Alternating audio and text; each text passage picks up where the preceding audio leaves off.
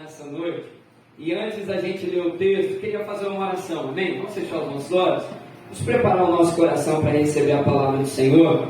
E eu queria fazer um pedido a você, que eu faço toda semana, que nesse momento você possa se desligar de tudo aquilo que possa dividir a tua atenção. Nós cantamos aqui coisas tão maravilhosas, coisas tão impactantes, tão profundas, que podem se resumir a que nada nessa vida é mais importante do que aquilo que Deus tem para nós, amém? Nada nessa vida é mais importante do que tudo que Deus tem para nós. E nesse momento nós temos a palavra de Deus para o nosso coração. Não há nada nesse momento que seja mais importante do que crescer na palavra do Senhor. Então, que nós possamos desligar o nosso coração de toda distração, de toda conversa, de tudo aquilo que ficou lá fora, que você possa receber essa palavra com seu coração aberto em nome de Jesus. Senhor, obrigado por esse momento. Prepara-me, Senhor, para receber essa palavra que seja edificante, que seja abençoadora, que seja, Senhor, fortalecedora para nós. Meu Deus, abençoa cada um aqui nessa noite. Senhor, obrigado pela vida dos membros da INEF e pela vida dos visitantes, Senhor. Que essa palavra venha de encontro a todos os corações. Senhor, venha me usar, ó Pai, de maneira graciosa, Senhor, sobre a vida do Teu povo, e que o Senhor possa edificar, desde o mais novo até o mais velho aqui nessa noite, cada homem, cada mulher, Senhor. É a oração que nós fazemos, preparando o nosso coração, em nome de Jesus. Amém e amém. Mas antes de ler o texto, deixar você um pouquinho mais curioso aí, porque a gente vai ler, queria fazer uma breve introdução aqui para você, sobre essa data do Natal. E eu acho que eu falei isso na Páscoa desse ano, e eu gostaria de repetir isso. Não é fácil pregar em ocasiões assim. Queria abrir o coração para você aqui e fazer uma confissão de um pregador. Não é fácil pregar em datas como essa, irmão Ronaldo. E aí talvez você possa ficar curioso e pensar, mas por que não é fácil pregar? Eu vou trazer aqui para você 3 motivos pelos quais não é tão fácil assim ministrar uma palavra, especialmente no Natal. Primeira coisa, porque todo mundo conhece a história. Se eu perguntar aqui para você, fizer uma pesquisa, Data Clayton aqui agora ao vivo, eu perguntar, você conhece a história do nascimento de Jesus? Todo mundo vai levantar a mão, todo mundo vai levantar a mão. É uma história, Simone, que todo mundo conhece. Só que tem um segundo motivo que torna essa tarefa ainda mais difícil. Essa história tão preciosa, esse relato tão precioso, esse acontecimento tão importante para as nossas vidas, tem um porém aí também. Tem virado um jargão, digamos assim, não é jargão a melhor palavra, mas algo batido na vida de muitas pessoas. É natural você ver pessoas falando Jesus nasceu, Feliz Natal e tal, mas às vezes a gente não reflete muito sobre a importância desse momento, a importância de uma expressão. Às vezes a gente declara glória a Deus, aleluia, e a gente não para pensar o significado dessas palavras, por que nós estamos declarando, e também por que nós celebramos e trazemos aqui essa data para nós, o nascimento do Senhor Jesus. Então é algo que tem se tornado batido na vida de muitas pessoas, até mesmo que creem no Senhor Jesus. E um terceiro motivo, que é a consequência disso tudo, é que, infelizmente, o Natal, esse acontecimento que nós celebramos, o nascimento de Jesus, com tantas implicações, com tantos significados para nós, tem se tornado também na vida de muitos, consequentemente, irrelevante. E aí, celebra-se o Natal de uma maneira muito mecânica e fria, e aí, às vezes até a oração em família, eu espero que todo mundo ore no Natal agradecendo, né? Vou partir desse princípio aqui, já deixo para você, antes de comer lá a refeição maravilhosa do Natal, ora com a tua família lá, agradece ao Senhor, mas esse momento não pode se tornar irrelevante para nós, não pode se tornar. E eu gostaria de trabalhar um pouco sobre isso aqui nessa noite. A relevância do Natal, especialmente para a nossa geração. Nós vivemos numa geração que tem seus problemas que são muito próprios. Nossa geração tem situações que ela enfrenta, que outras já enfrentaram, mas também tem dilemas que são únicos. E o que esse momento, o que esse acontecimento, Rogério, traz de tão especial para nós, é o que eu quero refletir então com você nessa noite. Abra sua Bíblia comigo aí em Mateus capítulo 1. Mateus capítulo 1. Esse barulho aí foi combinado para quem estivesse dormindo acordar. Agradeço aí a quem fez esse barulho, combinei não sei com quem, mas está combinado. Mateus capítulo 1, versículo número 1. E o tema da mensagem, a graça do Natal. Mateus capítulo 1, versículo número 1. Vamos ler uma genealogiazinha aí para a gente esquentar? Vamos lá. Genealogia de Jesus. Mateus capítulo 1, versículo 1. Não se perca aí, nós vamos até o versículo 16. A palavra do Senhor diz assim: livro da genealogia de Jesus Cristo, filho de Davi, filho de Abraão. Abraão gerou Isaac, Isaac gerou Jacó, Jacó gerou Judá e os seus irmãos. Judá gerou Pérez e Zerá, cuja mãe foi Tamar. Pérez gerou Esrom, e Esrom gerou Arão. Arão gerou Aminadab, Aminadab gerou Naasson, Naasson gerou Salmão, Salmão gerou Boaz, cuja mãe foi Raabe. Boaz gerou Obed, cuja mãe foi Ruth, e Obed gerou Jessé. Jessé gerou o rei Davi, e o rei Davi gerou Salomão, cuja mãe foi aquela que tinha sido mulher de Urias, Batseba. Salomão gerou Roboão, Roboão gerou Abias, Abias gerou Asa, Asa gerou Josafá, Josafá gerou Jotão, Jotão gerou Acás, Acás gerou Ezequias, Ezequias gerou Manassés, Manassés gerou Amon, e Amon gerou Josias, Josias gerou Jeconias e os seus irmãos no tempo do exílio babilônico. Respira, volta para o texto, versículo 12. Depois do exílio na Babilônia, Jeconias gerou Salatiel, Salatiel gerou Zorobabel, Zorobabel gerou Abiúde, Abiúde gerou Eliaquim, e Eliaquim gerou Azor, Azor gerou Sadoc, Sadoc gerou Aquim, e Aquim gerou Eliúde, Eliúde gerou Eleazar, Eleazar gerou Matã, e Matã gerou Jacó. Versículo 16. Jacó gerou José, marido de Maria, do qual nasceu Jesus, que se chama o Cristo. Vamos repetir esse final? Nasceu Jesus, repete aí comigo, nasceu Jesus, agora bem forte, que se chama o Cristo. Aleluia. Senhor, abençoe esse momento de palavra. Nós já oramos, lemos a palavra e te agradecemos desde já, porque o Senhor falará conosco, em nome de Jesus. Amém. Glória a Deus. Vamos lá então. Eu acho legal porque o pessoal vai perguntar depois, né? Marcos, o que pregou no Natal na tua igreja? Você vai encher o teu coração de alegria e vai falar genealogia de Jesus. Olha aí, coisa forte, hein? É forte demais.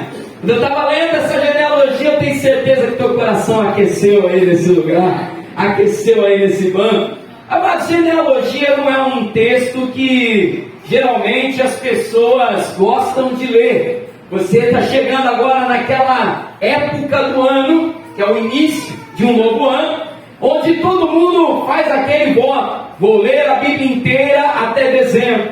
E aí, quantos aqui, quem nunca, né, se propôs a ler a Bíblia em um ano? E aí vai lendo Gênesis, vai lendo Êxodo, vai passar por Levítico, e aí vai chegando naquelas passagens cheias de genealogia, e aí fala: meu Deus do céu, o que eu faço agora aqui? Genealogia geralmente é aquele ponto da palavra que a gente vai lendo, a gente se perde. É um monte de nome um tanto diferente, né? É um monte de fulano gerou fulano, que gerou fulano. Genealogia não é um texto agradável de se ler, não é.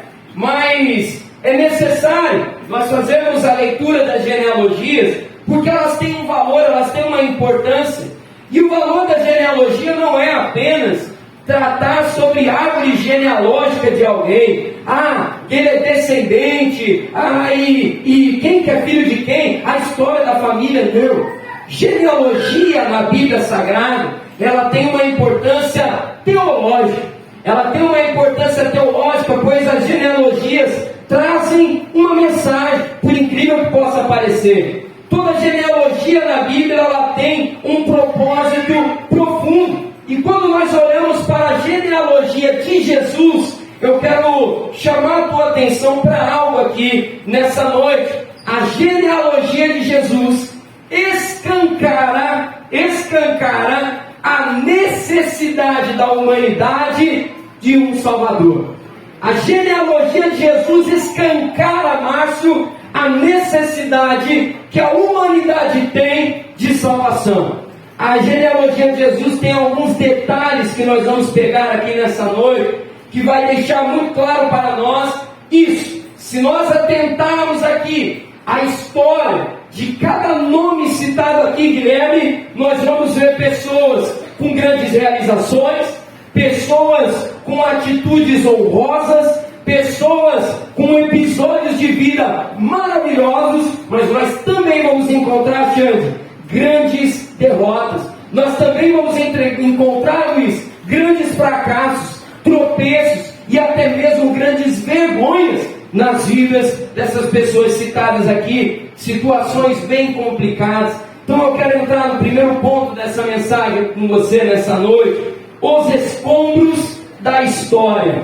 E aí eu quero chamar a tua atenção nesse primeiro ponto da mensagem para um detalhe. E aí o Rogério, como teólogo, pesquisador da palavra, vai me atestar essa verdade. O Antigo Testamento, ele está totalmente resumido na genealogia de Jesus. Se eu disser para você que a genealogia de Jesus é um belo de um resumo da Escritura Sagrada, você vai achar até meio estranho no começo, mas depois da minha explicação aqui você vai entender o porquê disso. Se você ler com atenção esses nomes que vai se passando até chegar em Jesus, nós vamos passar por todo o Antigo Testamento. Nós vamos passar por todo o Antigo Testamento, as histórias, os patriarcas, os reis, os profetas, os grandes homens e mulheres de Deus. O que todos eles têm em comum aqui nessa passagem, nesses relatos, é que todos eram pessoas imperfeitas, pessoas que tinham suas questões, dificuldades, cometeram erros, e a própria Bíblia não faz questão nenhuma de esconder os fracassos desses homens e mulheres, as vergonhas desses homens e mulheres. Mesmo se você destacar aqui nomes que são conhecidos por nós, por ser herói da fé, por ser um rei sábio, um rei abençoado, uma mulher sábia e temente ao Senhor, se nós pegarmos a história dessas pessoas, nós vamos encontrar pessoas imperfeitas como eu e como você. Pessoas imperfeitas como todos nós aqui nessa noite. O Antigo Testamento vai aniquilar ao longo dessas histórias e passagens todo pensamento que possa ocupar a nossa cabeça de nos fazer achar que nós podemos nos salvar por nós mesmos. Ninguém é capaz de salvar a si mesmo. Nós não conseguimos. E aí tem um autor cristão chamado Bernard Shaw, que ele declara o seguinte: o Antigo Testamento aniquila qualquer sombra de dúvidas da humanidade sobre a possibilidade dela se regenerar sozinha. E aí eu quero chamar a tua atenção então para alguns nomes aqui, para você entender isso agora bem na prática. Vem comigo aqui no versículo 2, vamos lá? Versículo 2, acompanha aí comigo. Abraão gerou Isaque, Isaque gerou Jacó. Vamos parar aqui. Patriarcas de Israel. Abraão, herói da fé, homem admirado, homem que viveu um milagre, homem que foi escolhido pelo Senhor para um grande plano. Abraão está aqui na genealogia de Jesus. Isaac está aqui, Jacó está aqui. E aí eu gostaria de pegar esse exemplo desses três e pontuar para você o seguinte: vergonhas familiares aconteceram nas famílias de Abraão, de Isaac e de Jacó. Se nós pegarmos Abraão e olharmos para a história dele, nós vamos ver ali um homem que recebe uma palavra de Deus, mas ele tenta dar um jeitinho na palavra que ele recebe. E aí, nós conhecemos bem a história. Ao invés de esperar Sara engravidar, vem ali uma grande ideia na família. Sara e Abraão conversando, Sara vira e fala assim: por que você não pega Agar, a concubina, a empregada, a pessoa que está aqui com a gente, e engravida ela? Porque eu não posso, eu sou estéril, eu sou velha, aquela coisa toda. Abraão vai e faz. E aí nasce o filho Ismael. Depois Abraão, vendo a besteira que ele fez, com o passar do tempo, ele abandona Agar e Ismael. A palavra vai dizer que o Senhor ouve o choro da criança, e o Senhor intervém no abandono de Abraão. Abraão foi um homem de acertos, mas também um homem de erros. Se a gente pegar Isaac, nós vamos ver Isaac também, o filho da promessa, um homem que também viveu uma crise familiar muito profunda. Isaac vê ali a questão dos seus filhos, Esaú e Jacó, e ali acontece uma trama dentro da sua casa, onde Jacó, juntamente com a sua mãe, trama para receber a bênção que seria de Esaú, e nós vemos ali então um conflito familiar. E a gente pega também a história de Jacó, e não é diferente, um homem que vê também os seus filhos ali num caos de ciúmes, uma série de situações que também nós poderíamos pontuar aqui. Por que eu destaco isso aqui para você nessa noite? O Senhor Jesus dá jeito, o Senhor Jesus trabalha, o Senhor Jesus atua, tem poder para operar nas crises e vergonhas familiares que nós vivemos também. Não existe questão que esteja fora do interesse do Senhor, não existe questão que esteja de forma a que o Senhor vai nos abandonar, vai esquecer de nós e que Ele não possa intervir caso haja arrependimento. Nós encontramos aqui vergonhas familiares, não é uma exclusividade nossa. Nós encontramos também aqui vergonhas morais. A gente poderia destacar a história de Raabe. Nós poderíamos destacar a história de Tamar, poderíamos destacar a história de Batseba, Davi e Urias, aquele episódio que nós conhecemos bem. Raabe, uma prostituta, uma mulher que, ao ver ali uma invasão, uma chegada do povo, ela intervém numa causa, e ao se arrepender, ao entregar a sua vida ao Senhor, ela recebe livramento, ela recebe cuidado. Nós olhamos para o caso de Davi, Batseba e Urias, onde Urias é morto, e nós vemos ali também uma intervenção de Deus, e esses nomes estão aqui, esses nomes estão pontuados aqui. Perceba, não é uma genealogia de gente perfeita, não é uma genealogia formada por heróis, uma genealogia formada por pessoas sem erro. Nós encontramos aqui casos pesados, situações muito tristes, e poderíamos dar tantos outros exemplos. Poderíamos citar Arão, que também está aqui, construtor do bezerro de ouro, um homem que foi usado para levar o povo à idolatria diante da pressão que recebeu. Poderíamos destacar aqui homens poderosos na terra, reis de Israel, de Judá, mas que espiritualmente eram nanicos na fé, eram homens extremamente frágeis, espiritualmente falando, e etc, etc, e etc. Essa genealogia nos mostra aqui, e eu trago já uma aplicação para nós aqui nesse momento. O reino de Deus é formado por homens e mulheres imperfeitos. Não estamos aqui numa reunião de gente perfeita, pronta, 100% capacitada. Quando eu olho para a genealogia de Jesus, eu olho para a vida dos apóstolos que vem depois, história da igreja ao longo dos séculos, nós vamos ver motivos de alegria, momentos de tristeza, nós vamos ver coisas que glorificaram o nome do Senhor e coisas que envergonharam o nome do Senhor, porque a história do povo de Deus é uma história de gente imperfeita. Cristo entra na história em meio aos escombros dela. Cristo não chega num jardim florido, Ele chega numa história marcada por vergonhas, numa história marcada por tropeços, numa história marcada por situações que talvez até mesmo essas próprias pessoas pudessem ter pensado: agora já era para mim. E eu trago para você, Imefre, eu trago para você, visitante, a mensagem do Natal. A mensagem do Natal. Vem para nos lembrar, Letícia, vem para nos lembrar, Ana, vem para nos lembrar, Karen, o seguinte: nós somos um povo imperfeito, mas um povo que o Senhor se interessa muito.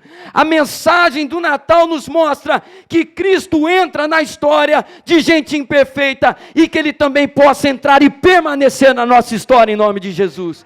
Gente imperfeita, gente que tropeçou, gente que tem as suas vergonhas, suas derrotas, mas que nós vemos que quando Cristo entra, algo novo começa a acontecer. A genealogia de Jesus nos mostra então essa história. Todos eles fracassaram diante do pecado. E antes de avançar para o próximo ponto aqui, eu gostaria de refletir com você nessa noite uma questão importante. Mateus poderia ter escolhido começar o evangelho de qualquer outra forma. O Espírito Santo poderia ter aqui começado o primeiro evangelho das nossas Bíblias de uma maneira totalmente diferente. Já poderia entrar mostrando ali nascimento virginal, aquela coisa toda, os anjos, aqueles relatos todos que nós conhecemos e que são importantes também. Mas essa genealogia aqui, irmã Beth, não está aqui à toa. Essa genealogia, Leda, não está aqui à toa. Essa genealogia, Matias, não está aqui à toa. Essa genealogia nos mostra algo que nós podemos ter esperança. Senhor, obrigado, porque o Senhor pode dar jeito nas nossas vidas. Porque o Senhor tem interesse de entrar em nossa história. Obrigado. E isso tem que nos fazer, amados, isso tem que nos fazer discípulos humildes na presença do Senhor. O Natal é um lembrete para nós, nunca foi por merecimento, nunca foi. Jesus não entrou nessa genealogia porque esses homens fizeram por merecer, não. Jesus não entrou na sua história porque você fez por merecer, não. Jesus entra na história de homens e mulheres que não merecem, porque Ele escolheu nos amar, ao invés de nos lançar fora da sua presença. O Evangelho de Jesus é uma mensagem para um povo que nunca fez por merecer receber essa mensagem e as bênçãos dela. Nunca mereceremos. A mensagem do Natal, perceba como eu estou mostrando aqui, ela não é uma mensagem românticazinha, floridazinha, para você, para chegar e só contar para os seus filhos. É uma mensagem profunda. Jesus entra nessa história. Irmãos e irmãs, se Ele entrou assim também na nossa vida, nós precisamos guardar essa convicção conosco para todo sempre. Senhor, Tu conheces minhas vergonhas do passado, Tu conheces minhas fragilidades do presente, Senhor conhece as minhas lutas, Senhor conhece, Senhor, as dificuldades, eu conheço, eu sei bem. Não tem ninguém aqui perfeito e pronto, mas Senhor, muito obrigado. Se o Senhor não desistiu de mim, eu também não vou desistir das pessoas que estão ao meu redor. Eu entendo que essa mensagem que eu não mereci vai alcançar também meus familiares, que também não estão fazendo por merecer, mas que o Senhor também se interessa por eles. A mensagem do Natal é uma mensagem que nos lembra: eu não mereço, assim como esses homens e mulheres também não mereceram. Genealogia traz, então, ensinamentos preciosos. Só que eu quero avançar ainda com você numa outra coisa. Segundo ponto dessa mensagem, o tamanho do estrago do pecado. Vamos cavar um pouco mais aqui essa parte. A hora está avançando, mas eu quero tratar isso aqui com você. Amados, o pecado destrói a relação com Deus e com as pessoas. O pecado destrói a nossa relação com o nosso Criador. O pecado destrói as relações entre homens nessa terra. Agostinho, e aí eu até falei com o Rogério antes de vir para cá, eu falei: você vai gostar da pregação que eu vou citar o teu amigo aí, né? Rogério gosta de Agostinho. Agostinho Rogério dizia o seguinte: a capacidade humana para o bem foi totalmente destruída pelo pecado. E aí eu estava pensando nessa frase, e aí eu me lembrei de um textinho que eu indico demais. É um textinho pequenininho, mas que é de fácil leitura e provoca bastante quem está lendo. É um textinho de Machado de Assis, o elogio da vaidade. E aí tem uma parte que a vaidade está discursando, a vaidade é um personagem, e a vaidade vira e fala assim: os homens são capazes de agir com modéstia só por vaidade. Traduzindo aqui, né? Os homens são capazes de agir com humildade só pela vaidade de mostrar que são humildes. E aí eu estava pensando sobre isso e refletindo aqui, Josi, no seguinte: o pecado nos destruiu nessa magnitude. Até mesmo atitudes boas nossas podem ter motivações péssimas, podem ter. Eu posso ir para a rua, buscar alimentar um faminto, só para mostrar para as pessoas como que eu sou bonzinho, como eu sou bacaninha. Eu posso ir acolher alguém, fazer o bem para alguém, só para depois eu receber as palminhas que vão inflar o meu ego e me deixar feliz, porque o pecado nos corroeu de uma maneira muito profunda. E John Wesley ensinava aos primeiros metodistas algo que eu trago aqui para você, que o pecado, Camille, atua em nós como poder e como ato. O pecado como poder é como uma doença que se instala num corpo. E essa doença tem os seus sintomas, que são os atos pecaminosos. O pecado está instalado na gente, o pecado nos destruiu, o pecado corroeu a criação, e as nossas atitudes vão expressar isso através do orgulho, através da amargura, através da ira, da raiva, através dos ciúmes, através de um palavreado sujo. São sintomas de uma doença mortal que atinge a criação. E quando a gente olha para essa genealogia, quando a gente olha para essas histórias, nós vemos o quanto que isso é devastador, o quanto que nós somos incapazes de sozinho vencer isso. É por isso que a religião não tem poder para redimir você por si só. O próprio apóstolo Paulo vai dizer: eu tendo a lei, não consegui cumpri-la com perfeição. E aí ele vai trazer aquela expressão que eu amo trazer aqui para nós: o bem que eu queria fazer, eu não faço, e o mal que eu não queria fazer, esse eu acabo cometendo. Há uma luta dentro de nós, que nós perdemos às vezes, ganhamos outras vezes, mas a palavra vai nos escancarar isso, dizendo o seguinte: que quando nós tropeçamos em um ponto da lei, nos tornamos réu de toda ela. Nós nos tornamos devedores em toda a lei, e isso nos mostra que nós não somos capazes. Não adianta nós fazermos algum sacrifício, não adianta nós frequentarmos um monte de reunião para buscar essa perfeição só pela força do nosso braço. Não adianta, porque nosso caso não é de maquiagem, não é uma ferida superficial, é uma enfermidade que nos corrói por dentro. O pecado nos escancara uma necessidade de alguém que nos salve, de alguém que venha de fora e nos resgate. O pecado escancara essa verdade ao nosso coração. O tamanho do estrago do pecado é imenso, e nós não podemos ignorar essa verdade. E aí eu chego com você no último ponto dessa mensagem: a chegada da nossa esperança. Vamos falar de coisa boa agora, amém? Está comigo aí? Versículo 16. Depois de tudo isso que eu falei, versículo 16 vai dizer assim, está projetado aqui na televisão, tá? Vamos ler juntos no 3? 1, 2, 3, e Jacó...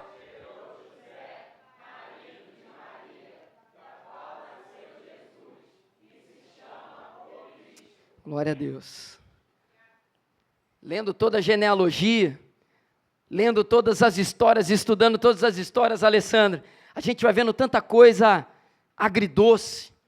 A gente vai vendo as histórias e fala: meu Deus, agora é Abraão, coisa boa. Mas Abraão foi imperfeito também. Agora chegamos em Davi, agora vai... Não, mas Davi também, meu Deus do céu. E aí vai passando, não, agora chegamos em Ruth. Só que aí a gente vê também, tem falha, tem dificuldade. Meu Deus do céu, o rei Josias, um rei reformador também. E aí aquela angústia vai tomando conta, e o versículo 16 vem como um frescor para nós, até que chega Jesus, chamado o Cristo. a nossa esperança, o nosso Salvador. O nascimento de Jesus não foi apenas a chegada de alguém que vem trazer mais algumas realizações bacanas na história, mas é a chegada daquele que vem redimir a história, aquele que vem resgatar o perdido, daquele que vem intervir naquilo que os homens fracassaram ao longo de gerações, de séculos inteiros. Quando nós chegamos aqui no nascimento de Jesus, nessa hora que nós olhamos para cá, nós podemos terminar essa genealogia, conhecendo todos esses relatos, e poder dizer: Senhor, obrigado por não ter desistido de nós. Obrigado por não ter desistido das nossas vidas, porque eu repito, Sabrina, a genealogia que nós temos aqui diante de nós, não é só a história daqueles homens, é a nossa história, é a sua história, é a minha história. Eu me vejo aqui porque eu também fracasso, porque eu também peco, porque eu também erro, eu também enfrento crises, dilemas. Eu já conversei aqui com várias pessoas sobre isso, e eu trago aqui agora também para toda a igreja. Amados, nós sempre estaremos aquém da vocação que recebemos. Nunca estaremos à altura perfeita, nunca estaremos. No dia que você achar que você chegou, eu vou orar pela tua vida, eu vou te ajudar, vou te chamar para conversar um pouquinho. Nunca estaremos, porque nós não somos plenos, não somos perfeitos ainda. O Senhor não completou a obra em nossa vida. Nós somos pessoas constantemente dependentes dessa graça de Deus. Eu falo isso aqui pelo seguinte: muitas pessoas acabam abandonando os caminhos da fé, e eu queria que você prestasse muita atenção nisso que eu vou te falar, e que você guardasse para a sua vida, em nome de Jesus. Em nome de Jesus. Muitos ficam mal, se sentem angustiados, pensam em até mesmo abandonar chamado, vida com Deus, porque se veem diante de situações, se veem nas suas fragilidades e pensam assim: eu não consigo. E como eu já falei aqui, eu já conversei sobre esse assunto com várias pessoas aqui, já preguei sobre isso também outras várias vezes, mas se tem uma coisa que pelo Evangelho eu tenho que repetir sempre que tiver oportunidade, é isso: nós sempre estaremos em dívida perante o Senhor, sempre estaremos, sempre vai faltar alguma coisa. Por que que vai? Porque nós ainda estamos nessa condição difícil. O Senhor está nos santificando, sim. Eu não estou falando aqui para você se entregar aos pecados, não é isso. O que eu estou dizendo é: permanecemos imperfeitos, ainda que em santificação. Você entendeu isso que eu acabei de falar? Continuamos sendo imperfeitos, ainda que em processo de santificação. E quando nós lidamos com isso, quando o pecado causa essa tristeza no nosso coração, nós chamamos isso de consciência do pecado. E a consciência do pecado é uma obra de Deus no nosso coração, que vai sempre nos fazer lembrar: sou dependente da graça do Senhor. Sou dependente da graça do Senhor. Apóstolo Paulo certa vez declarou: Maurício, o espinho na carne que ele carregava, aquilo que esbofeteava ele, que gerava vergonha no coração dele, e ele faz aquela declaração: isso é para que a graça de Deus continuasse operando no coração daquele homem, isso é para que a graça de Deus continue operando em nossas vidas. Sempre que você viver um momento feliz na sua vida, um momento de conquista, celebre, festeja, mas no final, sempre traga a sua memória e ore assim ao Senhor: Senhor, não mereço, mas te agradeço porque o Senhor me contemplou. Senhor, eu não mereço, mas obrigado porque o Senhor ainda me usa. Eu não mereço, mas obrigado porque o Senhor continua cuidando de mim. Obrigado, Senhor, eu não mereço, mas o Senhor entrou na minha história. Isso é evangelho. E às vezes a gente deturpa isso aqui. Às vezes a gente transforma o evangelho em farisaísmo.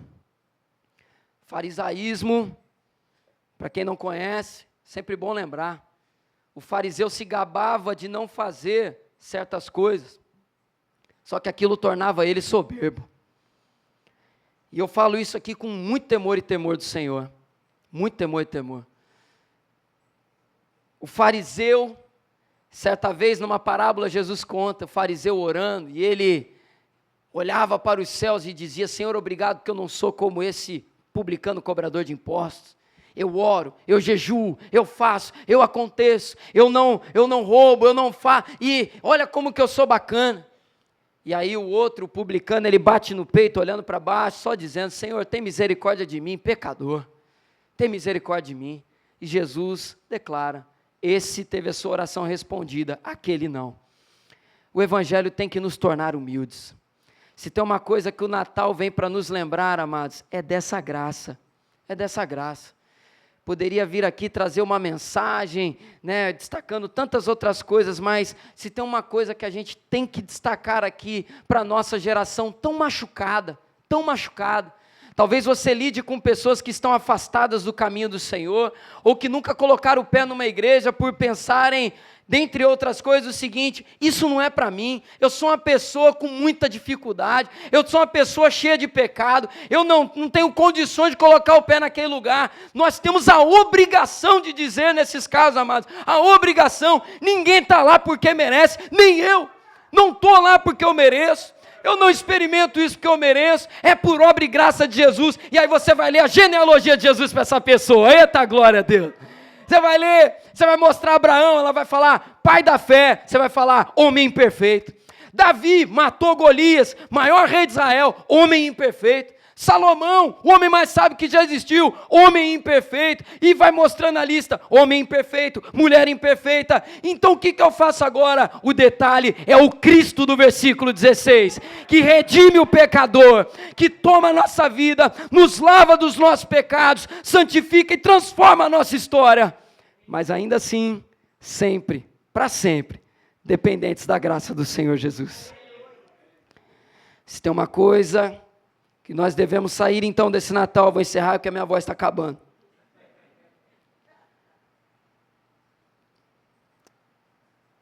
Nossa esperança nasceu, viveu e se entregou para nos libertar de todas essas coisas.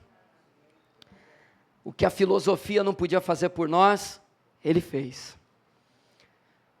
O que a religião não podia fazer por nós, Ele fez. O Natal é a lembrança de que o Deus forte, como nós lemos em Isaías, o Deus forte, maravilhoso conselheiro, Deus forte, Pai da eternidade, Príncipe da paz, veio para salvar os incapazes. Eu vou repetir: o Deus forte veio nessa terra para salvar os incapazes.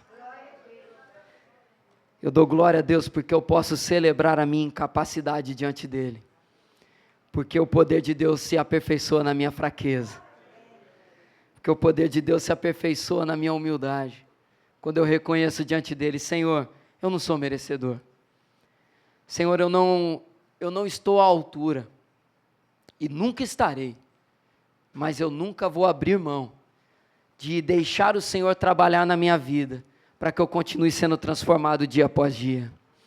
Por isso que a gente tem que olhar para o pecador com compaixão, a gente tem que olhar para o pecador com o nosso coração sedento, na certeza de que a graça que atuou em nós tem poder para atuar na dele também, mesmo que os pecados dele sejam diferentes do nosso, e que possamos resumir então nisso: foi necessário que o nosso Senhor passasse por tudo aquilo, para salvar os incapazes como eu e você. Queria que você fechasse seus olhos nesse momento e refletisse comigo numa coisa que eu vou dizer agora, caminhando já para encerrarmos e louvarmos. Ele nasceu numa condição tão desfavorável. Quando a gente olha para os eventos do Natal, pensar numa manjedoura, que era um lugar onde bicho comia, Jesus num ambiente onde animais ficavam, recém-nascido, Jesus habitando num lugar chamado Galileia, numa cidadezinha chamada Nazaré, um lugar em que as próprias pessoas, os próprios nazarenos declaravam: pode alguma coisa boa vir desse lugar. Ele abriu mão de toda a sua glória e majestade para viver a vida de uma maneira tão difícil, habitando no meio de um povo com tantas crises, pisando nos escombros da história, sofrendo nas mãos de homens pecadores. Ele foi preso de uma maneira humilhante, julgado de uma maneira humilhante, morto de uma maneira deplorável, mas tudo isso por amor a pessoas imperfeitas e incapazes como eu e como você. A mensagem do Natal vem para nos lembrar a graça que há no Natal. Obrigado, Senhor, porque mesmo sem merecer, o Senhor nos amou. Obrigado porque mesmo sem merecermos, o Senhor veio a essa terra, o Senhor veio a esse mundo, sofreu as nossas dores, pagou o preço pelo nosso pecado, carregou o peso da nossa condenação para nos salvar e nos fazer filhos de Deus. Filhos pela graça do Senhor. Muito obrigado, Senhor. É a oração que fazemos em nome de Jesus. Amém. Glória a Deus.